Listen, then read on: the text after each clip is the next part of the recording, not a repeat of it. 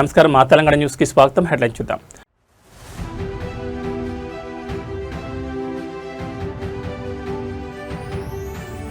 ముఖ్యమంత్రి రేవంత్ రెడ్డి సభలో తీవ్ర ఉద్రిక్తత. సీఎంఓ సెక్యూరిటీపై నల్గొండ మేయర్ దాడి.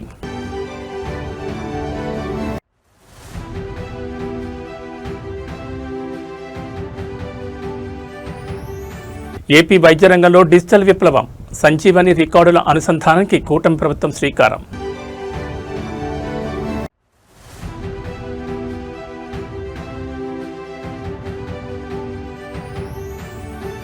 చిన్నారుల పెంపకం కేవలం అమ్మ బాధ్యతే కాదు, తండ్రులు భాగస్వాములు కావాలన్న సీఎం చంద్రబాబు.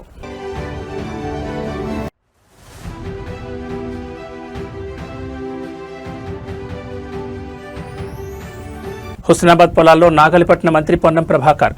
ఏరువాక వేడుకల్లో వినూత్న దృశ్యం.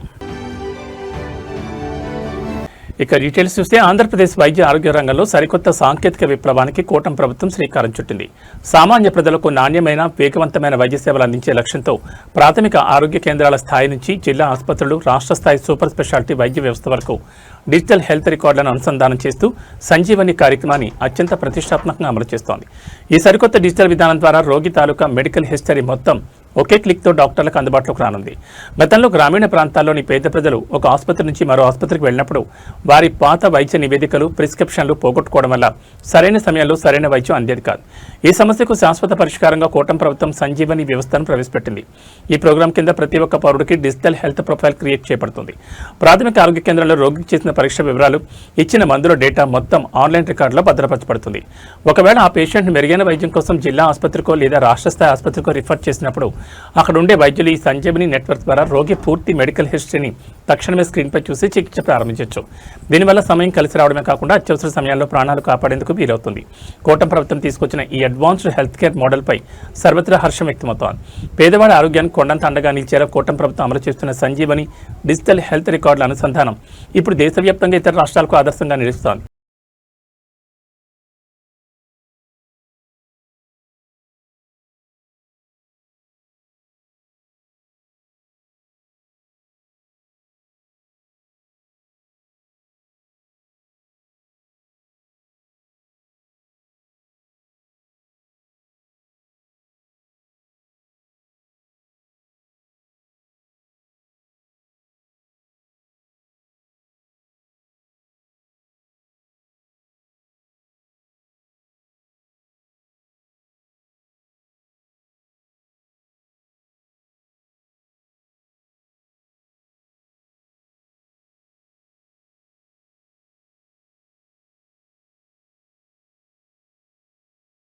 చంద్రబాబు నాయుడు పర్యటనలో ఒక అత్యంత ఆప్యాయతతో కూడిన మానవీయ దృశ్యం ఆవిష్కృతమైంది. రాష్ట్ర వ్యాప్తంగా సాగుతున్న ఆరోగ్య రక్షణ కార్యక్రమంలో భాగంగా ముఖ్యమంత్రి చంద్రబాబు నాయుడు స్వయంగా చిన్నారులకు పోలియో చుక్కలు వేసి వారితో ఎంతో ముద్దుగా ఆడుకుంటూ మురిసిపోయారు.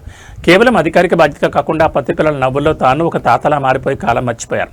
అనంతరం పిల్లల పెంపకంలో తండ్రుల బాధ్యత గురించి, సమాజంలో ఉమ్మడి కుటుంబాల ఆవశ్యకత గురించి సీఎం చంద్రబాబు చేసిన వ్యాఖ్యలు ఇప్పుడు అందరినీ ఆలోచింపచేస్తున్నాయి. రాష్ట్ర వ్యాప్త పోలియో నిర్మూలన అవగాహన కార్యక్రమంలో పాల్గొన్న సీఎం చంద్రబాబు అక్కడికి వచ్చిన చిన్నారులకు అత్యంత ప్రేమతో పోలియో చుక్కలు వేశారు. ఆ తర్వాత ఆ పసిపిల్లలను ఎత్తుకుని వారితో సరదాగా ఆడుకుంటూ కాసేపు గడిపారు. ఈ సందర్భంగా ఆయన నేటి తరం తల్లిదండ్రులకు, ముఖ్యంగా పురుషులకు ఒక కీలకమైన సందేశాన్ని ఇచ్చారు.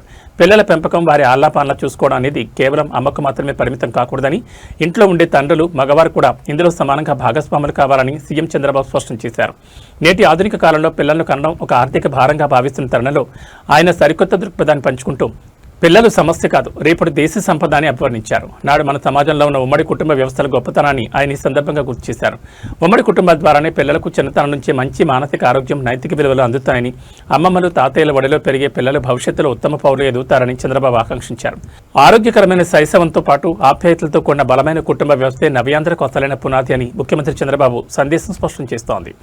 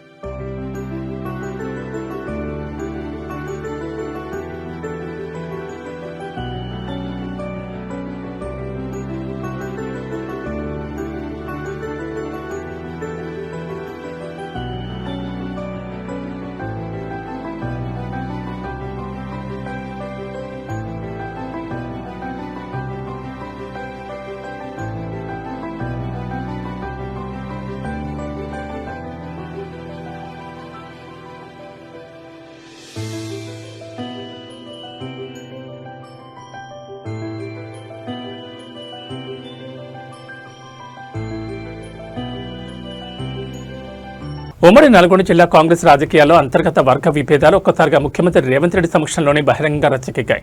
నల్గొండలో నిర్వహించిన భారీ బహిరంగ సభ వేదికపై సీఎంఓ సెక్యూరిటీ సిబ్బందికి మరియు స్థానిక కాంగ్రెస్ ప్రజాప్రతినిధులకు మధ్య చోటు చేసుకున్న తోపులాట తీవ్ర ఉద్రిక్తతలకు దారితీసింది. నల్గొండ మేయర్ బొర్రి శ్రీనివాసరెడ్డిని సీఎంఓ సెక్యూరిటీ సిబ్బంది వెనక్కి నెట్టేయడంతో ప్రారంభమైన ఈ వివాదం సీఎం రేవంత్ రెడ్డి స్టేజ్ దిగ్గానే మరింత ముదిరి దారుణమైన దాడికి దారితీసింది.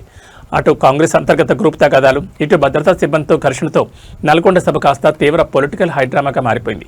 ఈ వివాదం వెనుక నల్గొండ కాంగ్రెస్లో ఉన్న పాత వర్గపోరు స్పష్టంగా కనిపిస్తోంది. నల్గొండ డీసీసీ అధ్యక్షుడు పొన్నా కైలాష్ నేతను ఈ సభకు పిలవకుండా అవమానించాలని కోమటిరెడ్డి వర్గం గట్టిగా ప్రయత్నించినట్లు సమాచారం. అయితే సభలో ముఖ్యమంత్రి రేవంత్ రెడ్డి ఒకవైపు పొన్నా కైలాష్ నేతను ప్రత్యేకంగా పొగుడుతూ మాట్లాడారు. ఈ క్రమంలోనే ముఖ్యమంత్రి రేవంత్ రెడ్డికి సన్మానం చేసేందుకు కోమటిరెడ్డి వర్గానికి చెందిన గుమ్మల మోహన్ రెడ్డి మరియు మేయర్ బొర్రి శ్రీనివాసరెడ్డి ప్రయత్నించారు. అయితే భద్రతా కారణాల దృష్ట్యా సీఎంఓ సెక్యూరిటీ సిబ్బంది వీరిని గట్టిగా అడ్డుకుని వెనక్కి నెట్టేశారు.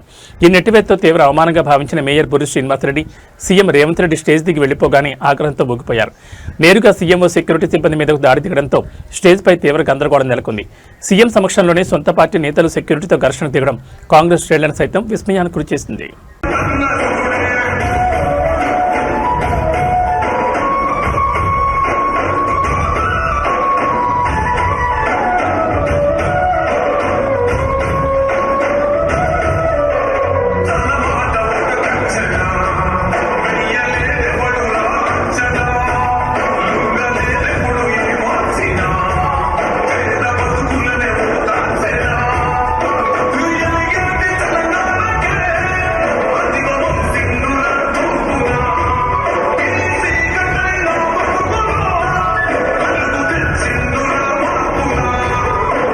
తెలంగాణ వ్యవసాయ కాలానికి తొలి అడుగు అన్నదాతల పండగ ఏరువాక పౌర్ణమి వేడుకలు రాష్ట్ర వ్యాప్తంగా ఘనంగా జరుగుతున్నాయి. ఈ క్రమంలోనే సిద్దిపేట జిల్లా హుస్నాబాద్ నియోజకవర్గంలో ఒక అద్భుతమైన క్షేత్రస్థాయి దృశ్యం ఆవిష్కృతమైంది.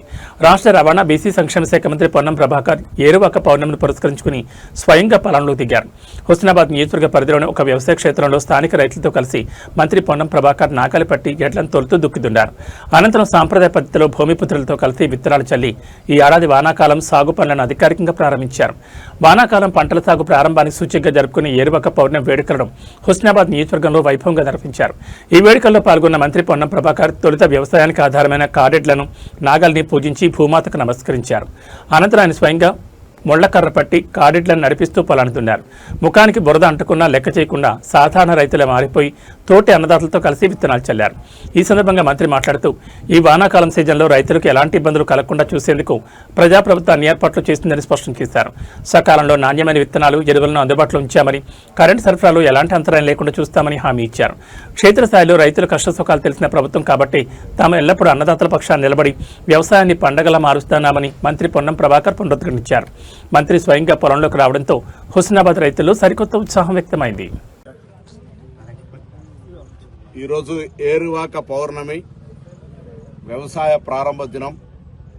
తెలంగాణలో సమృద్ధి వర్షాలు పడి రైతులందరూ కూడా మంచి పాడి పంటలు వేసుకొని ఆయురారోగ్యాలతో ఉండాలని ఆ భూమాతను ప్రార్థిస్తూ ఈరోజు మరి కోహెడ మండలం ఇక్కడ కూరెళ్ల గ్రామం లోపల గ్రామ సర్పంచ్ ఇతర మండల పెద్దలందరి సమక్షం లోపల వ్యవసాయ కార్యక్రమాన్ని వ్యవసాయాధికారుల సమక్షంలో లాంఛనంగా ప్రారంభించడం.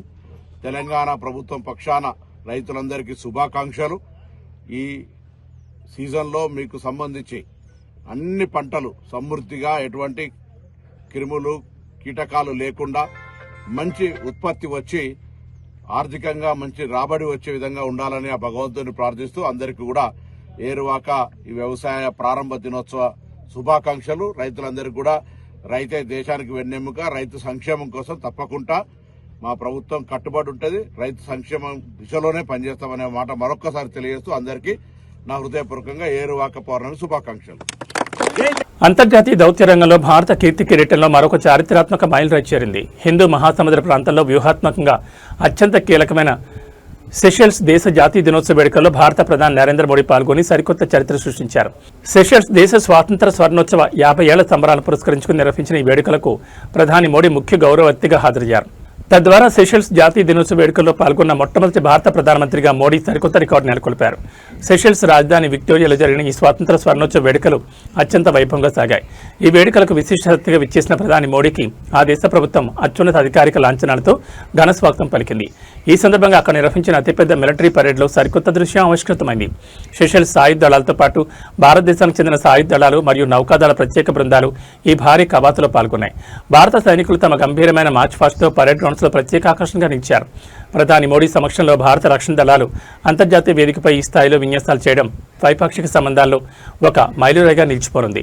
హిందూ మహాసముద్ర ప్రాంతంలో భద్రత, సాగర తీర రక్షణ మరియు పరస్పర సహకారాన్ని పటిష్టం చేసుకోవడంలో ఈ పర్యటన అత్యంత కీలకమైందని అంతర్జాతీయ దౌత్య నిపుణులు విశ్లేషిస్తున్నారు. సెషెల్స్ జాతీయ వేడుకల్లో ప్రధాని మోడీ చారిత్రాత్మక భాగస్వామ్యం మరియు భారత సాయుధ దళాల విన్యాసాలు ఇప్పుడు ప్రపంచవ్యాప్తంగా అంతర్జాతీయ మీడియాలో ప్రముఖంగా ట్రెండ్ అవుతున్నాయి.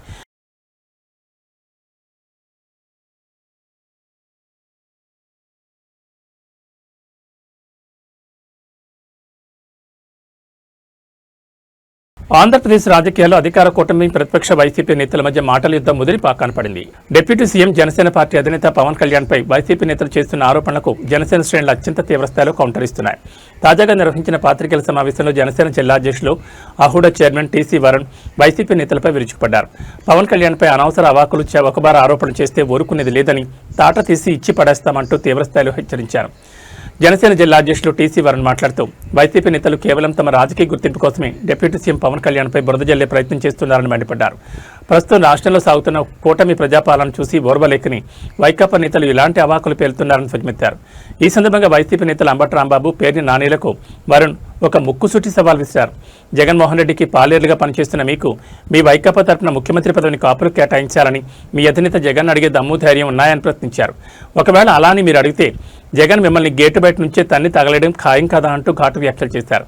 సొంత లాభం కోసం జగన్ కోసం పనిచేసే వైసీపీ నేతలకు నిరంతరం జనం కోసం ప్రజాశ్రేయస్ కోసం శ్రమిస్తున్న పవన్ కళ్యాణ్ని విమర్శించే స్థాయి ఏమాత్రం లేదని స్పష్టం చేశారు.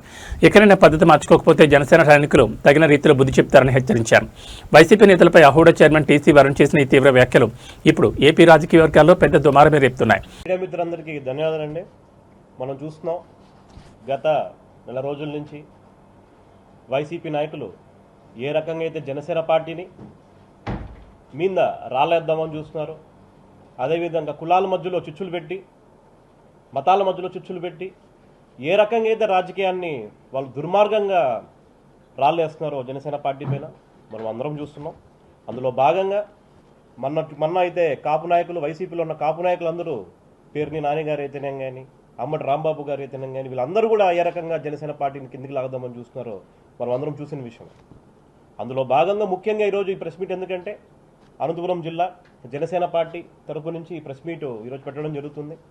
ఎందుకంటే ఈ మధ్య వైసీపీలో తీర్థం తీసుకున్న సాకే శైలజనాథ్ గారు ఐడెంటిటీ క్రైసిస్తో బాధపడుతూ ఎవరు ఆయన్ని పట్టించుకోవడం లేదనే విధంగా ఉంటుంటే ఏదో రకంగా పవన్ కళ్యాణ్ గారి గురించి మాట్లాడితే ఆయన ఏదో పట్టించుకుంటారు, నాలుగుసార్లు ఏమో చూస్తారేమో అని చెప్పేసి ఆయన మొన్న ప్రెస్ మీట్ పెట్టి నిన్న ప్రెస్ మీట్ పెట్టి ఏది పడితే అది విమర్శలు ఇచ్చారు పవన్ కళ్యాణ్ గారి పైన. పవన్ కళ్యాణ్ గారు ఏ రోజైనా కానీ సంక్షేమ పథకాలుకి వ్యతిరేకంగా ఉన్నాం జనసేన పార్టీ అని చెప్పారా? చెప్పలేదు. వీళ్ళు చూస్తే దుమ్మెత్తి పోసుకుంటా పవన్ కళ్యాణ్ గారు అనేది ఏంటంటే అన్ని వర్గాలకి అందరికీ అర్హులైన ప్రతి ఒక్కరికి పేదవారికి ఈ పథకాలు రావాలని చెప్పేసి ఆయన తీసుకున్న స్టాండ్. అందులో భాగంగా ఈ మాటలు అసలు ఏం తప్పు ఉందని చెప్పి మేము ఖచ్చితంగా ఆయన్ని శైలజనాథ్ గారిని మేము ఖండిస్తున్నాం.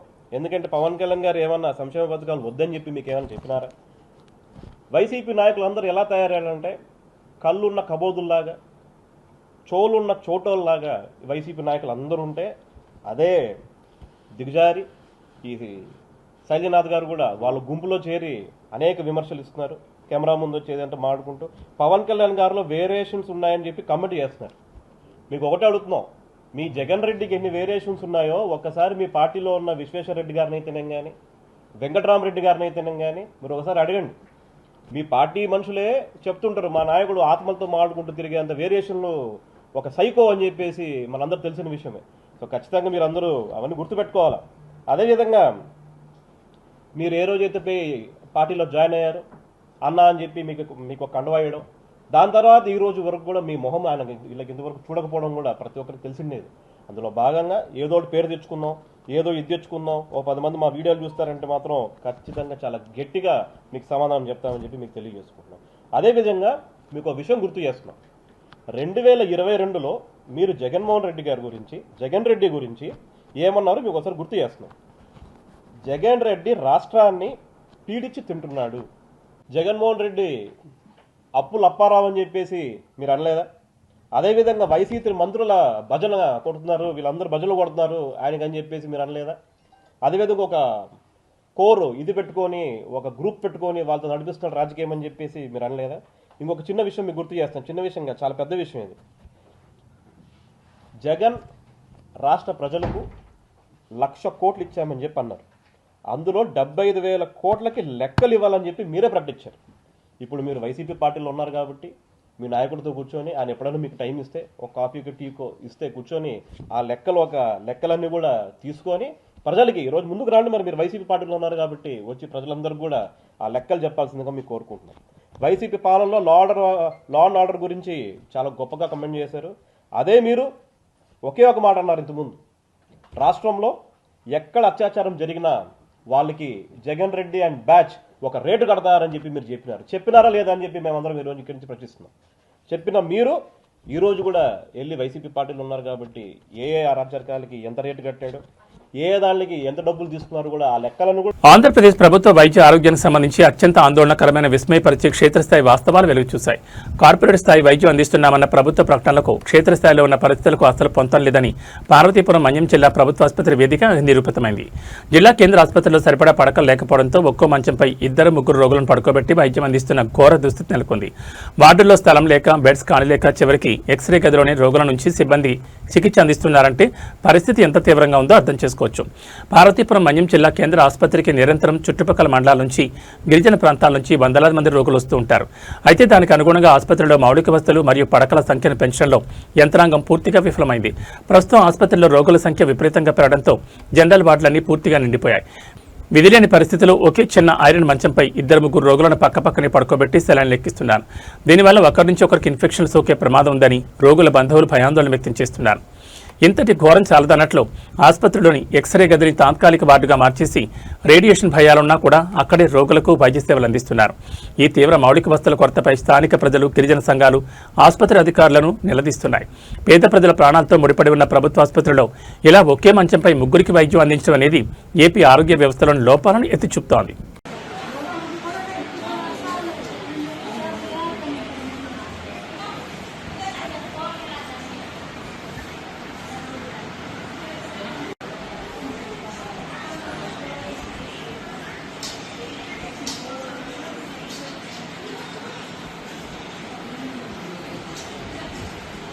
భాగ్యనగరంలో మరోసారి అగ్ని ప్రమాదం కలకలం రేపింది. హైదరాబాద్ ఐటీ కారిడార్కు అత్యంత సమీపంలో ఉండే కూకట్పల్లి పరిధిలో భారీ ప్రమాదం చోటు చేసుకుంది. కూకట్పల్లిలోని వడ్డేపల్లి ఎన్క్లేవ్ సమీపంలో ఉన్న ఒక డీబీఎస్ బ్యాంక్ ఏటీఎం సెంటర్లో ఒక్కసారిగా మంటలు విరుచుపడ్డాయి. అర్ధరాత్రి వేళ ఏటీఎం క్యాబిన్ నుంచి దట్టమైన నల్లటి పొగలు, మంటలు రావడం గమనించిన స్థానిక నివాసితులు మరియు వ్యాపారులు తీవ్ర భయాందోళనకు గురయ్యారు. ప్రాథమిక సమాచారం ప్రకారం విద్యుత్ షార్ట్ సర్క్యూట్ వల్ల ఘోర ప్రమాదం జరిగిందని అధికారులు నిర్ధారించారు. కూకట్పల్లి వడ్డేపల్లి ఎన్క్లేవ్ వద్ద రద్దీగా ఉండే ప్రాంతంలో ఈ డీబీఎస్ బ్యాంక్ ఏటీఎం ఉంది. అయితే నిన్న అర్ధరాత్రి వేళ ఏటీఎం లోపల ఉన్న ఎలక్ట్రికల్ సిస్టంలో ఒక్కసారిగా సాంకేతిక లోపం తలెత్తి షార్ట్ సర్క్యూట్ సంభవించింది. క్షణాల వ్యవధిలోనే మంటలు ఏటీఎం యంత్రంతో పాటు క్యాబిన్ మొత్తానికి వేగంగా వ్యాపించాయి. ఈ ప్రమాదాన్ని గమనించిన స్థానికులు క్షణాల్లో స్పందించి కంట్రోల్ రూమ్కు సమాచారం అందించడంతో పాటు పక్కనే ఉన్న దుకాణాల నుంచి అగ్నిమాపక పరికరాలతో ప్రాథమికంగా మంటలను అర్పేందుకు శ్రమించారు. సమాచారం అందిన వెంటనే కూకట్పల్లి ఫైర్ స్టేషన్ నుంచి అగ్నిమాపక సిబ్బంది ఘటనా స్థలానికి ఫైర్ ఇంజన్లతో చేరుకున్నారు. తీవ్రంగా శ్రమించి మంటలను పూర్తిగా అదుపులోకి తెచ్చారు. సకాలంలో ఫైర్ ఫైటర్స్ స్పందించడం వల్లే మంటలు పక్కనే ఉన్న ఇతర కమర్షియల్ షాపులకు వ్యాపించకుండా అడ్డుకోగలిగారు.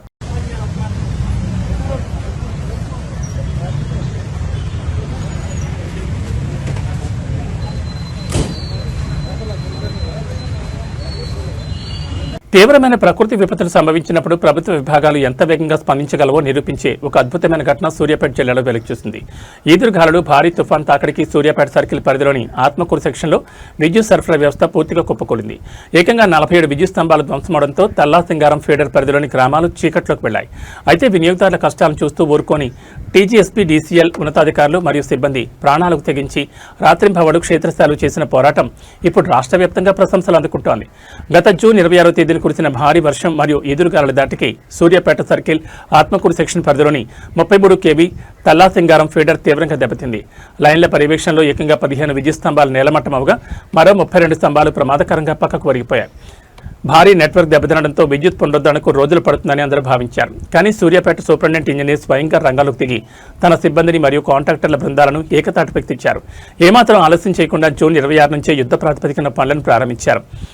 బురద వర్షాన్ని సైతం లెక్క చేయకుండా క్రేన్లు, భారీ యంత్రాల సహాయంతో విరిగిపోయిన 15 కొత్త స్తంభాలను అమర్చారు.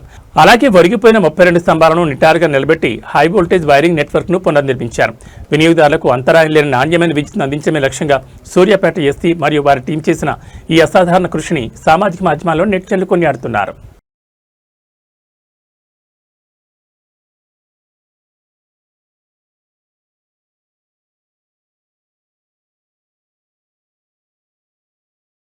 Global star Ram Charan box office craze ఇప్పుడు దేశ సరిహద్దులు దాటి అంతర్జాతీయ వేదికలపై మారుమోగుతోంది. ఆయన నటించిన లేటెస్ట్ సెన్సేషనల్ మూవీ పెద్ది థియేటర్లో భారీ హవాతో దూసుకుపోతుండగా తాజాగా యునైటెడ్ కింగ్డమ్లో ఒక అద్భుతమైన దృశ్యం ఆవిష్కృతమైంది. యూకే పర్యటనలో ఉన్న రామ్ చరణ్ అక్కడ థియేటర్లో సినిమా చూస్తున్న తన అభిమానులను, ప్రేక్షకులను అకస్మాత్తుగా కలిసి సర్ప్రైజ్ ఇచ్చారు. లండన్లోని థియేటర్కు వచ్చిన గ్లోబల్ స్టార్కు ప్రవాస భారతీయులు, స్థానిక అభిమానులు రేంజ్లో ఘనస్వాగతం పలికారు. థియేటర్ హాల్లోని చరణ్ మాట్లాడిన ఒక ప్రత్యేక వీడియో ఇప్పుడు సోషల్ మీడియాను షేక్ చేస్తోంది. పెద్ది సినిమాకు ఓవర్సీస్ మార్కెట్లో ముఖ్యంగా యూకేలో రికార్డ్ బ్రేకింగ్ కలెక్షన్స్ నమోదవుతున్నాయి. ఈ క్రమంలో రామ్ చరణ్ లండన్లోని ఒక ప్రముఖ థియేటర్లో స్వయంగా ప్రేక్షకులతో కలిసి కూర్చొని పెద్ది సినిమాను వీక్షించారు. థియేటర్ లోపలికి చరణ్ ఎంట్రీ ఇవ్వగానే అభిమానుల కేరింతలు, నినాదాలతో హాల్ మొత్తం దద్దరిల్లిపోయింది.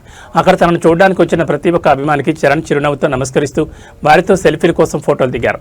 అనంతరం ప్రేక్షకులను ఉద్దేశించి ఆయన మాట్లాడుతూ సినిమాకు గ్లోబల్ లెవెల్లో ఇంతటి భారీ విజయాన్ని అందించినందుకు ప్రతి ఒక్కరికి హృదయపూర్వక కృతజ్ఞతలు తెలిపారు.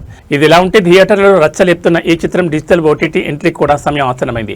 ప్రముఖ ఓటీటీ ప్లాట్ఫామ్ నెట్ఫ్లిక్స్లో పెద్ది చిత్రం జూలై 2 నుంచి తెలుగు, తమిళం, కన్నడ, మలయాళం వంటి దక్షిణాది భాషల్లో గ్రాండ్గా స్ట్రీమింగ్ కానుందని సమాచారం. ఇక నార్త్ బెల్ట్ ప్రేక్షకుల కోసం జూలై 30 నుంచి ఈ చిత్రం హిందీ వర్షన్ నెట్ఫ్లిక్స్లో అందుబాటులోకి రానుంది.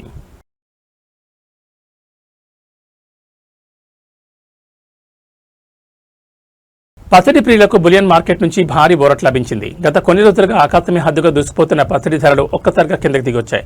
హైదరాబాద్ బులియన్ మార్కెట్లో ఇవాళ బంగారం ధరలు భారీగా పతనమయ్యాయి. అంతర్జాతీయ మార్కెట్ ప్రభావంతో పాటు స్థానిక డిమాండ్ తగ్గడంతో 24 క్యారెట్ల స్వచ్ఛమైన బంగారం ధర తులంపై ఏకంగా ₹930 మేరకు కుప్పకూలింది. అటు ఆభరణాల తయారీకి ఉపయోగించే 22 క్యారెట్ల పసిడి ధర కూడా భారీగా తగ్గింది. హైదరాబాద్ బులియన్ మార్కెట్ తాజా నివేదిక ప్రకారం ఇవాళ 24 క్యారెట్లకు సంబంధించిన 10 గ్రాముల బంగారం ధర ₹930 మేర పతనమై ₹1,43,020 మార్కు చేరుకుంది.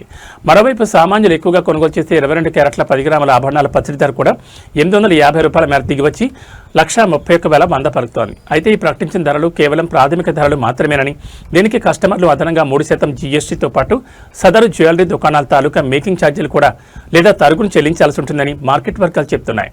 అటు వెండి విషయానికి వస్తే మార్కెట్లో ప్రస్తుతం కిలో వెండి ధర స్థిరంగా ₹2,45,000 వద్ద కొనసాగుతోంది. భౌగోళిక, రాజకీయ పరిస్థితులు మరియు అంతర్జాతీయ ఈక్విటీ మార్కెట్లో వస్తున్న మార్పుల వల్లే పసిడి ధరలో ఈ భారీ క్షీణత నమోదైనట్లు వ్యాపార నిపుణులు విశ్లేషిస్తున్నారు.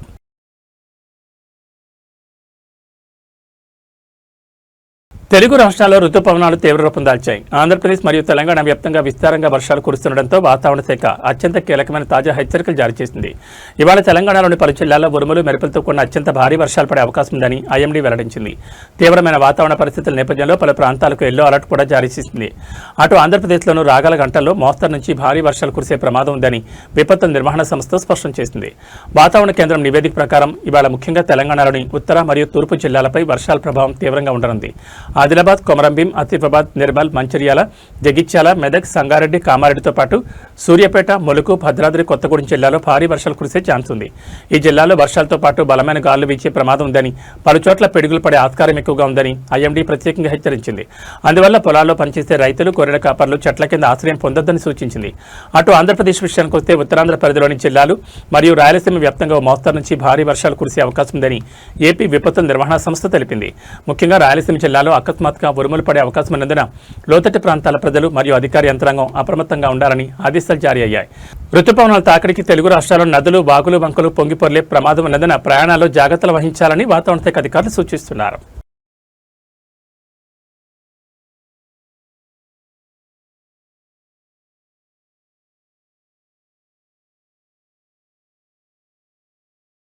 ఏబీ బులెటిన్ విశేషాలు మరో బులెటిన్లో మళ్ళీ కలుసుకుందాం. నమస్కారం.